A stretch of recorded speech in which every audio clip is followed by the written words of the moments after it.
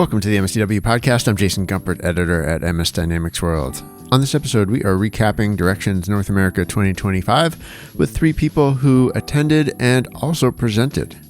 Rob Jolliffe of Sabre Limited, David Laster of Greybock, and Andrew King of WebSan each took a few minutes to share their thoughts on what they heard from Microsoft and how SMB business applications partners are going to adapt heading into the rest of 2025.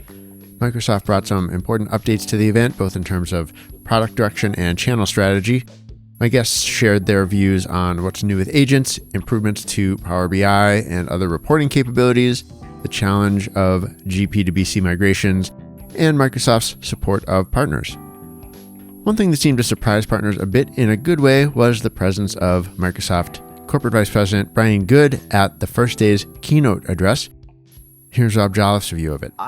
I did notice that a vice president for Microsoft Corporate showed up. Yeah, Brian Good. Which is unusual because typically it's Mike Morton and his team that are doing these keynotes. I don't remember anybody more senior from Microsoft showing up. Mm-hmm. And I got the impression that Business Central is the surprise hit of Microsoft's cloud solutions. And there's just a feeling that Microsoft is noticing it more and paying more attention to it. And we were the redheaded stepchild 4 or 5 years ago. Microsoft Corporate saw Business Central as a QuickBooks step up, and we're presenting it that way. I'm going to say Bam Boom Cloud, which is a very classic kind of example of that with a high volume, small sales. But it sounded like what we were hearing was Microsoft recognizes Business Central as being more of a larger business play in the enterprise space, competing against the more, perhaps more established, older cloud ERP systems like NetSuite, and that they are putting a lot of effort into creating a new type of ERP. Mm-hmm.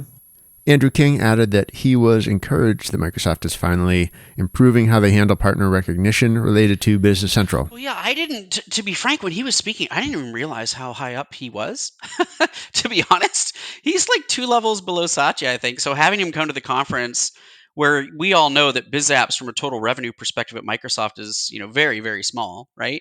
That to your point said a lot. The businesscentral.com thing, I mean, that's great. I don't know how that's going to change the game too much per se. I mean, it's better to have that than, where Business Central is buried currently, in the massive website infrastructure that is Microsoft. So that's nothing but good news. But the CPOR thing, and it stands for Claiming Partner of Record, is actually huge. And we're not a big partner. We're very direct. I have a lot of friends that are P2P partners. And honestly, we've been screaming about this for probably 10 years.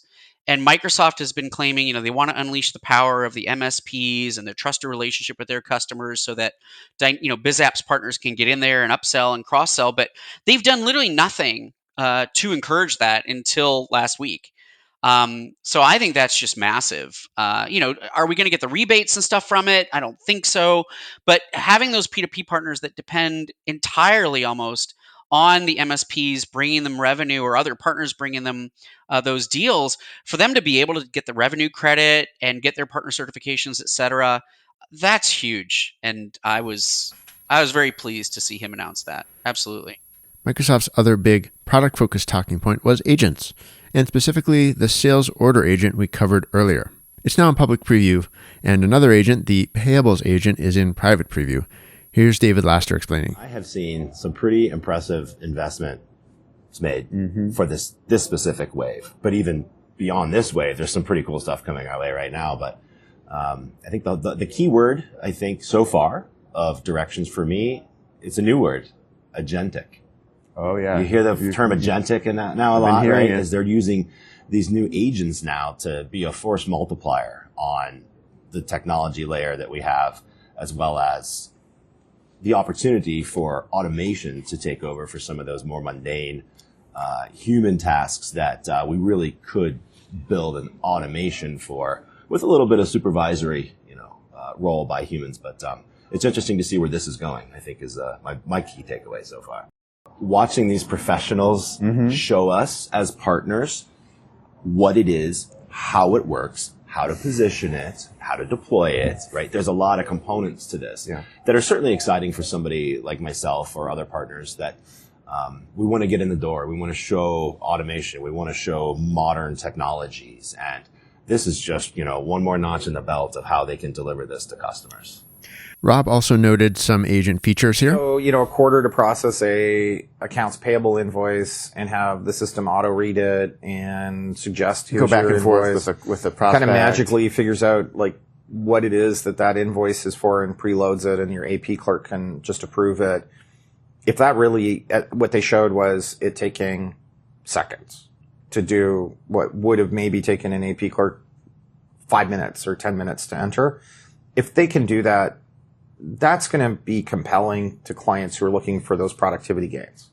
And then you start doing that with purchasing, you start doing that with inventory management, you start doing that with forecasting, which they are in little bits and little ways.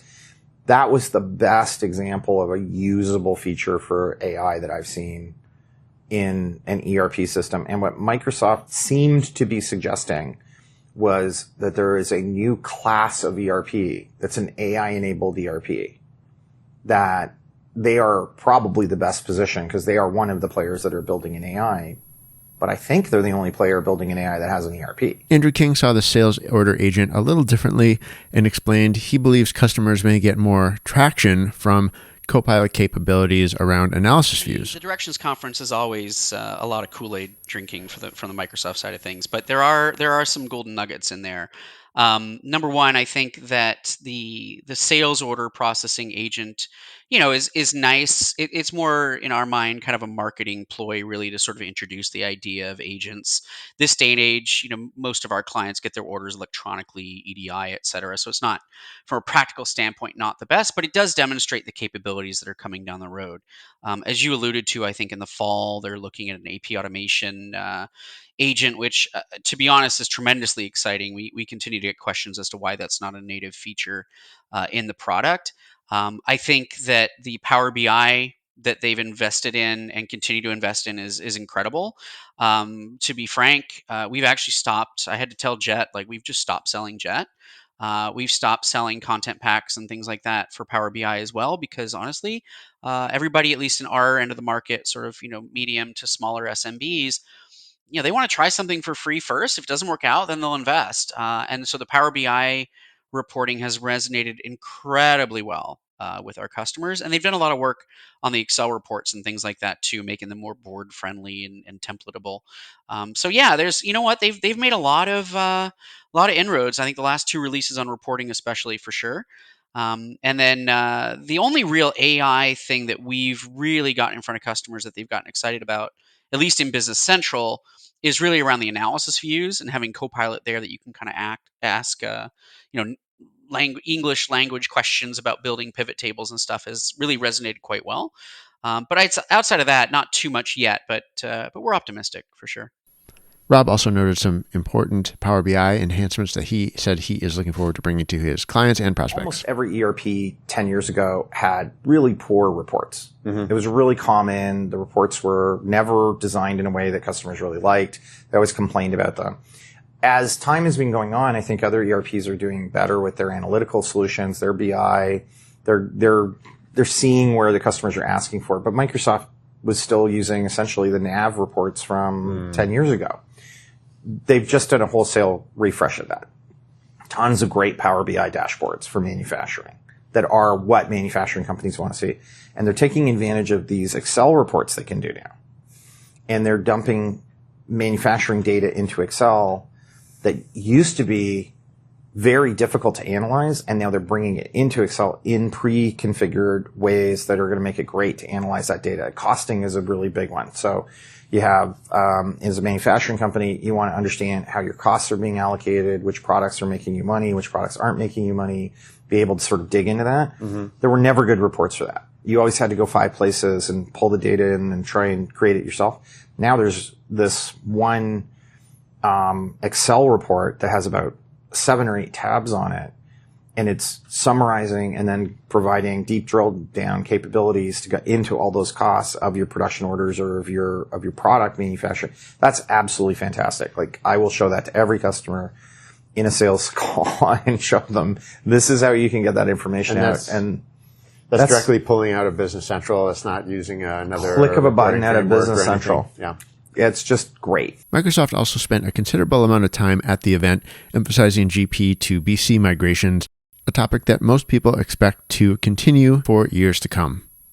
For partners with a GP customer base, it's a complicated situation. David presented on the topic to consultants at Directions, he tells us. I did 2 sessions. The first one, I was honored to be selected to participate early in the new to BC track. My session there was on modernizing the Dynamics experience. It's called the Ultimate Guide to Comparing GP to BC to fast track your team. And there's a lot of consultants here that are from the GP side, and to help accelerate their knowledge and their learning is really fun to do. So I had a packed room. We enjoyed that session. I partnered up with John Kirsch from SA Global.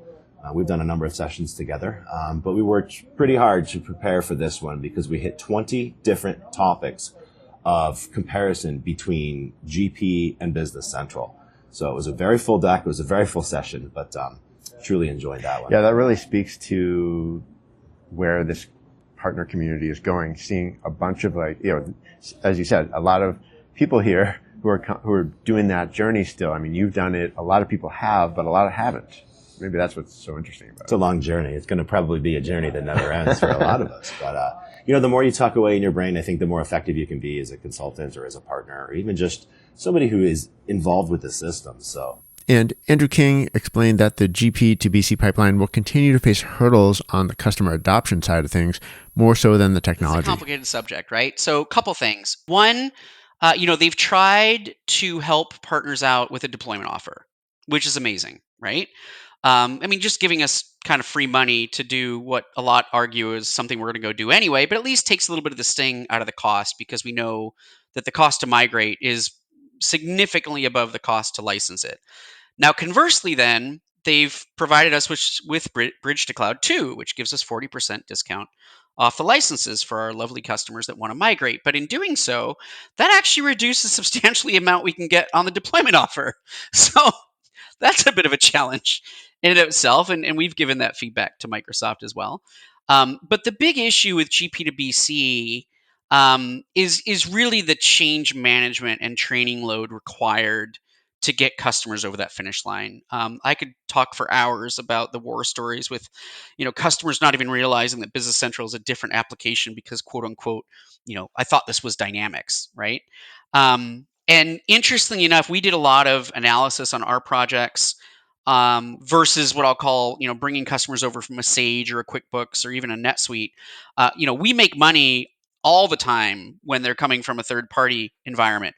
We really, really struggle when they come from GP to BC, even our own base, just because the sheer amount of training, change management required to get those end users over the hump. Because they've been, the analogy I've used is they kind of been hitting button 1, 2, 3, 4, 5 in sequence for 20 years. And suddenly you're like, well, now it's A, B, C, D, E, and sometimes G. And it can be a bit of a mess. So we're looking very, very hard at our model and how we charge for these projects. I know some partners charge pure time and materials. We're kind of a mix. I know some charge pure fixed fee, but yet they have to budget it so high they actually lose the deals. So it's a bit of a struggle out there right now, to be honest. And we're really trying to figure out our way. But I can tell you that even through our deep analysis, and we gave the same feedback to Microsoft while we were at Directions, it literally comes down to the last, basically, third of the project where things tend to go sideways with these customers. So we're trying to figure out not only how to win the deals, maximize the amount of credit we can get from Microsoft through a deployment offer and other things, but also kind of make money at it while we're doing it. Finally, Rob Jolliffe told me that he sees this event as a sign of positives for Business Central's role in the business applications lineup, as the channel continues to show how Business Central can grow and help Microsoft bring more quality SMB customers into its base. I've been getting the feeling for the past few events that Microsoft is putting more into Business Central. Like, they're seeing it as a more of an anchor platform for Dynamics. And I think before they saw finance and supply chain as the anchor, or maybe Dynamics 365 customer engagement as the anchor. But I'm beginning to get a sense that Microsoft is seeing Business Central as more the anchor. Interesting. They're bringing more of the customer engagement based product into Business Central. The field service is a big part. Dynamics 365.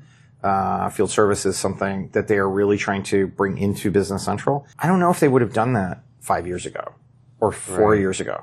Like, something's changing, and it's good for those who are big fans of Business Central, like I am. Now, I'm excited about manufacturing. That's my area of expertise and specialization. There's a lot of new manufacturing stuff being introduced, and one of the challenges, I just did a session, and I was saying to the people in the session that I presented to, one of the challenges we have when we're selling against the competitors in the cloud space that are also selling into the manufacturing space is their manufacturing modules look better than the Business Central manufacturing modules, except now Microsoft has really made an investment and they've brought it up a couple of steps. Like they've leapfrogged 10 years of manufacturing technology into Business Central in this one release. And I think that's going to make a big difference when I'm competing, because now the Acumaticas and the Epicors and the NetSuites are not going to look nearly as good against Business Central as they might have.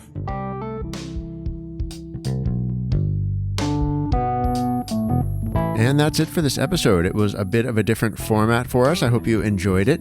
I'll link to my guests' LinkedIn profiles in the show notes. And if you have any questions or comments, you can reach me by email, jason@msdynamicsworld.com. For all of our updates, you can follow us on LinkedIn. Until next time, this is MS Dynamics World, signing off.